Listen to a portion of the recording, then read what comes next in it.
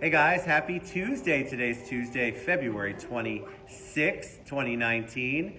I'm here with my beautiful friends, Vanessa Echols and Rhetta Hussein. Very excited to have you guys on here. I really wanted to do a show about, this is February, so it's Black History Month, a show about Black History Month prior to the end of the month, but why not end the month and still have a discussion? It's still important. Absolutely. I still want to learn more about it. So Robert, let us know you can hear us and see us.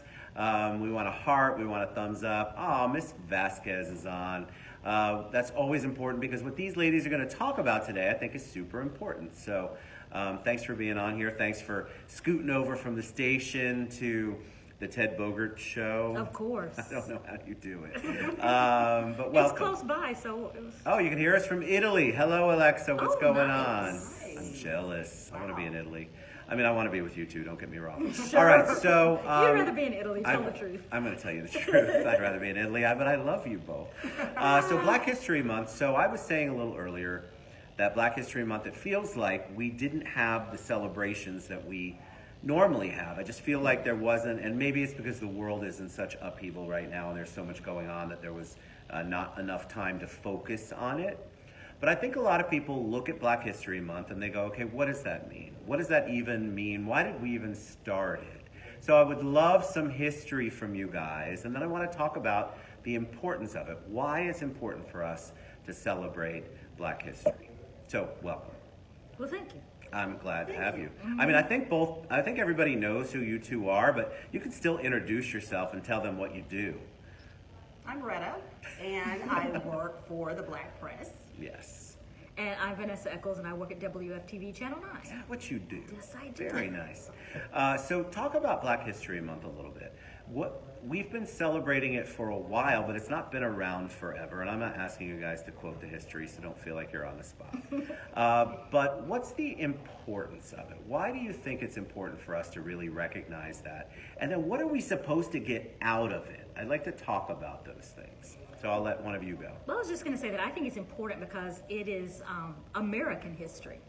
You know, we need a well-rounded education. We need to know all aspects of what our diverse nation has brought to the table in terms of our history. So that's why I think it's important. You know, it's a chance to celebrate the accomplishments of African Americans and not just have, you know, Black people celebrate it. It really is for everyone. You know, it's called Black History Month, but it is American history. So it's for a chance for all of us to celebrate the accomplishments of African Americans in the country. Volume's low. I like that, Jeffrey. It could be that, no, it's high. You just have to speak up. It's because you're not on your phone book. Up. We should have gotten her a little pillow to sit. Rhetta, what about you?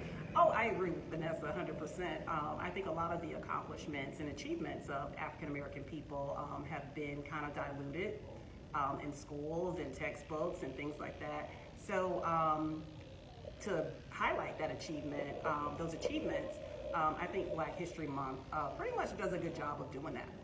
So when you say, I've got questions, right? So this is the whole point of this. We want to educate. So it's Black History Month or African American History Month. Can you talk about that? Because a lot of times we've had this discussion on the podcast, I think, or maybe on my show with Rhetta.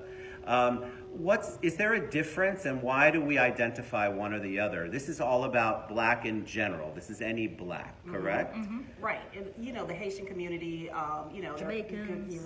consider themselves Haitian Americans, and, you know, some people do, Jamaican Americans, things like that. So we use the word Black to engulf the entire community. And are either of you offended by the word Black? No. No, Okay, not at good. all. I have people that correct me sometimes, so it's a fascinating little thing. They correct you in terms of saying... I don't say African American. Oh, okay. That's for a whole other show. This is to celebrate Black History Month. Not getting off on a tangent. Hello. They're used to it on this show. But why? What do you think that we need to celebrate? Like, is it authors? Is it the arts? Is it movies? We just had the Oscars, which again, we're not going to talk about that either. But I think people don't understand why we don't have a Chinese American month. Why is it important? Why is it culturally for America, which you both brought up, American history? Why do you think that's important? For all the reasons that you just said. We're celebrating everything. We're celebrating inventions. We're celebrating artists and athletes who've broken color barriers. We're celebrating business people and people in the media.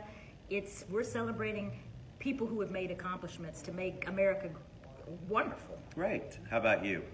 I agree with that. I think we are, celebrating all Americans, that have achieved something, African Americans that have achieved greatness in America.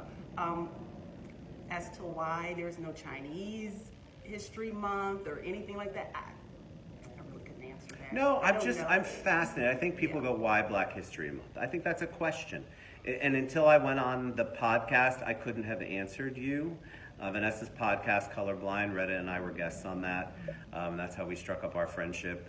And so I'm fascinated by the fact that people hear it. They know February is. I think most people know Black History Month's February. But I don't see a lot of, it doesn't feel like there's been a lot of press on it. There's not been a lot of events. There's not been a lot of discussion. I mean, there was a whole time where you used to see on social media where there were posts every day. There was some, even Google, they would celebrate a specific Black entrepreneur, a Black inventor, a Black person who had done something in history. And I just feel like we haven't seen that in February. What do you guys think?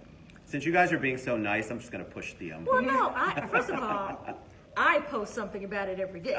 See? All right. See, I'm generalizing. I like it. So what I do is, for Facebook, I always post something, but I post like what would be considered a little known Black history. I like that. I mean, people know Dr. King, people know Rosa Parks, but I will, post something about someone that maybe you've never heard of. I did a post on a woman named Arthurine Lucy. Most people don't know who she is. I don't know who she is. She was the first Black student admitted to the University of Alabama, where I went to college. So she's near and dear to my heart. She paved the way. Yeah, so I posted something about her. So I post some, things like that on the people, the unsung heroes of Black history. Do you feel like we're so far removed? Like even my kids who grew up, they learned the history that they're taught in school, but I don't think people are as in touch with what the Black Americans had to really deal with back in the 60s, especially in the 60s, and of course before, but that was such a tumultuous time. Mm-hmm. And so when people talk about paving the way and actually doing the first or being the first Black student at the Black woman mm-hmm. at the University of Alabama, that was a giant deal. This isn't just fill out an application online, people. Mm-hmm. This is like taking a stand, people hating you for doing it, visibly and physically and verbally hating you for doing that at a time. And I think, what do we do to keep that fresh? I know Black History Month probably wants to do that, but what else can we do? I feel like we don't have the freshness of things like that. I had somebody the other day tell me that they didn't believe in anything happened in the Holocaust. I mean, I'm telling you that our kids, our future, there are people that actually don't believe these things are happening or have happened. And so what do we do to keep that in front, top of mind all the time? I think American history is somewhat of an embarrassment for America. There's my Rhetta. When it comes to Black people. So a lot of what really happened to us have been left out of the teachings to our children, unless we give it to them at home. So I think by leaving that out, the accomplishments of African Americans, like the first Black woman that attended University of Alabama, those things are left out because, or the children or young people don't really understand that because they don't really understand American history. When we talk about some of the things that have happened to us, we get a lot of, get over it, that was a long time ago, I didn't do that, my ancestors may have done it, but I didn't, as if we're supposed to just forget. But why do you think that is? I promised you guys we wouldn't go down this path, but I have to ask.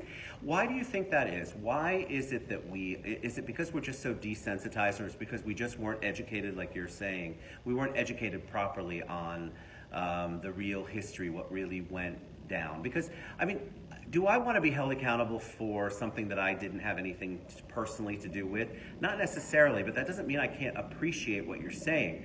It was a worldly, global kind of thing. I think everybody has some sort of accountability in there, and then how you treat it and how you move forward is your responsibility, and you have to take responsibility for that. But what can we do so that people don't say things to you like, I wasn't there, it's not my fault, get over it, I'd lose my mind. I think that's really horrible.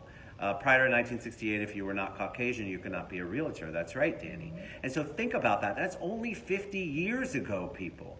And it seems like some of the mistakes that we made back then, we're forgetting. Some of the things are getting pushed to the wayside. People don't realize what amount of power you had to, amount of courage you had to have in order to stand up. So what can we do here without inciting anything? What can we do in general in our daily lives? Well, it's about what Rhetta said. It's all about education.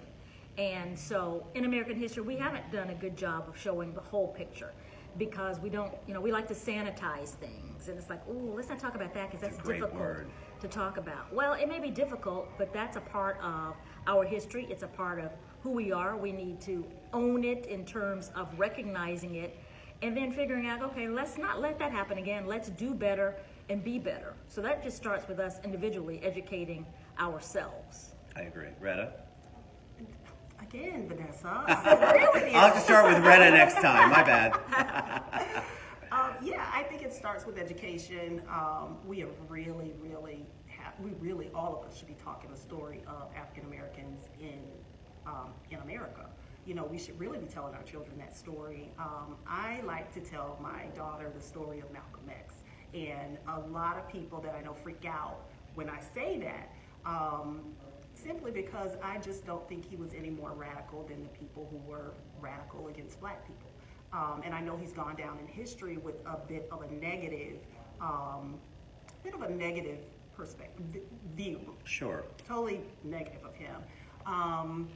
But I don't believe that he was. I believe that he was really passionate about his people, and he wanted the bombings to stop. He wanted children to stop dying. He wanted, to shame America into giving us our rights and freedoms. Because I think at that time people forget. So when they look back and they say Malcolm X, for example, was radical, you had to be radical back then. Nobody was listening. Nobody was hearing it. So whether you agree or disagree with how he did it or what he said, somebody had to speak so loudly that the world paid attention. And I think that people forget that was the way the world was. It was very sanitized, as Vanessa said, and still continues to be. But television back then, that was such a powerful medium, because that's where you saw the riots for the first time. That's where you saw African Americans getting washed down with fire hoses, and you saw the violence at the Democratic National Party and all of the things that you saw back in the 60s. And when people look back at it, they can't believe it because they're so far removed from it. But you had to be radical. You had to stand up. And so I think Black History Month, we should be more, I feel like it's been whitewashed, for lack of a better word, and I don't mean that in the white term, but I mean very sanitized. Whitewashed is the worst possible way I could say it. But I feel like Black History Month has been sanitized, and all we're doing is just giving lip service, and we're not really, not just not celebrating, but we're not talking about the issues strong enough. Yeah, because we don't like to be uncomfortable. We don't. And these discussions can be uncomfortable. Well, like your podcast was so uncomfortable in the beginning, because we're talking about things that I had never had the opportunity to have an open discussion about. And I feel like the more that we can have adult, open discussions without violence, I mean, there's so many caveats I have to put on there, it's unfortunate, but to actually have an open dialogue is so critical. And I think Black History Month should be a celebration of that. We should be talking about the things that make us uncomfortable, and then trying to figure out how not to repeat that. Don't celebrate it, commemorate it. I like it, Danny. So you want to, you really want to figure out where your role is in it, and that's why I was kind of disappointed the whole month that I didn't see more activities. I didn't see, and I felt bad as a human being not having more focus on it during the show because this is a platform for it, and I want to. God, we're gonna all get killed over here. I don't know what's going on. But what do you guys? What do you do in the press, Rhetta? Like, you work for the Black Press? Describe that to them. What does that mean? The Black Press is a collaboration of newspapers across the country. So I write for the Florida Sun here locally, and oftentimes my writings will go to part of those 200 newspapers that are across the country. So it's kind of like an AP news feed, Associated Press news feed for Black newspapers. And do you get to, I know this sounds crazy asking a journalist, but do you get to express your opinion, whatever your opinion is? Yes. You get to express what your voice is. Yes, and I write straight news stories, and then sometimes I do commentary. And with that commentary, I like to be really descriptive. You know, like you mentioned, the water hoses, you know, people getting, African Americans being hit with water hoses. You know, I like to talk about the skin that came off their bodies with those water hoses. They're not just water hoses that are in your backyard. These are fire hoses. When you get hit with that, the skin is coming off your body. The way we have been treated, I want to depict that in such a way that young people, all people really realize what happened to Black people mentally, physically, spiritually during those times. And you have to wonder, I mean, that takes such a courage to me. And so where they got that, I love the spirit. I love everything about what they were able to persevere through. I say they're like, they're family, they're Americans. And we were, and that's the part that people don't like to say. That's why sometimes, let me ask you this. So you say Black History Month, and so we want to be all Americans, right? And so do you feel like sometimes when you say the word Black History Month, I think I know the answer, but you say Black History Month, is that being divisive? Is that adding the fuel to being divisive and separatist? For some people, maybe yes. For me, not, because still, my point is it's a part of American history. And if we're not getting it in school, then we need to know about these accomplishments. We need to know about the triumphs and the failures as well. Now, I was in a class at UCF yesterday, speaking to a journalism class, and someone said, you know, when they learned in school about Thomas Jefferson, they didn't learn about Sally Hemings. Well, Correct. That's not giving the full story of who he is, because she was a humongous part of his life. Huge. I mean, she was a huge figure in his life. So if you're going to do the whole picture, then you need to have the whole discussion about him, his accomplishments, his faults, his failures, and anything else. What do you all think about, without getting too controversial, what do you all think about the like Thomas Jefferson, for example? So he had slaves, and so how do you rectify that? How are you, or what are your thought processes on whether or not somebody like that still needs to be acknowledged for all of his accomplishments for the country, and yet he was part of the problem because he was a slave owner? Because, you know, you have a lot of that. You have a lot of statues being torn down. You have things like that, and we don't have to get into that if you don't want to. But I'm fascinated by how do we erase all of that person, or how do we embrace it? How do we make it so that it's an example? How do we do the right thing with that? Oh, I definitely don't think we should erase it. I'm not a fan of that, erasing anything in history. I think we should talk about it. It should be, you know, a lot of dialogue. We should talk about the accomplishments and also the negative things that, you know, he did as well.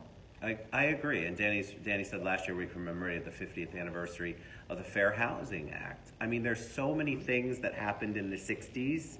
And I think that we need to give that credence. Those people who were there, I know you all think I was 20 then, I was not. All of the people who really went through that and really fought for the rights, died for those rights, went through some unimaginable torture, like the peeling of the skin. I mean, the things that they went through. Think about the courage of Rosa Parks. I mean, every day I think those kinds of people stood up, and we don't realize it because we don't know how it was back then, and we don't have a point of reference. The kids don't know. They can't believe that you had to go to the back of the bus, or that there were colored water fountains or colored bathrooms. You even use the word colored. I mean, the stuff that went on just 50 years ago can repeat itself if we don't embrace things like Black History Month and make it like a very important part of what we're trying to accomplish with diversity and inclusion and all the wonderful things and the healing for me. So, all right, so I've been preaching today. I don't know what's going on. I like it though. Oh my God, there's no teleprompter either, Vanessa. I don't know what's going on. Any parting words of wisdom for them? Anything you want to leave them with about Black History Month? Anything on your mind? Well, I guess for me, just a reminder that Black history is American history. We're talking about the whole of who America is. Her challenges and triumphs, her failures and faults, all the good things, and some of the things that are hurtful for us to remember. But we have to remember them because that's the only way for us to heal and move forward as one nation under God, which is what we're supposed to be doing. Love it. All right, Rhetta, how about you? Definitely respect it. I think we need to respect it. I think we need to talk about it. We need to let our children talk about it. We need to tell them how to address it. And it's going to make us uncomfortable, but you know what? I think we should still do it. And I think the uncomfortability is a good place to start. You have to have that in order to have an honest discussion about what we're still seeing and some of the issues that we're still dealing with as a country. So I think it's really important, but have the conversation in an adult manner with a good heart and an open mind and open ears, and listen to what the other person is saying, because unless you are a Black American, you have not lived in their skin or their shoes. So I appreciate you guys coming on. Absolutely. Thanks you for can having catch us. Vanessa Echols on Channel 9. You can catch Rhetta Hussein on the Black Press, right? Did I say that right? Mm-hmm. All right, and then you can catch Ted at the Ted Show at the Citrus Club anytime Everywhere, you want. always. Everywhere, always. Thank you guys for coming on. Reach out to the ladies. They're supportive. They're accessible. If you've got questions, you've got concerns, you have an issue, reach out. Let's work on this together. It's so important, I believe. And thank you guys for coming on to celebrate the end of Black History Month. Thank you. All right, we love you guys. Thank you.